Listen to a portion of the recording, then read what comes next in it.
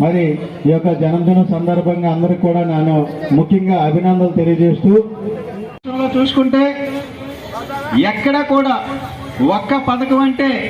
ఎందుకంటే ఆ రోజు జగన్మోహన్ రెడ్డి గారి ప్రభుత్వంలో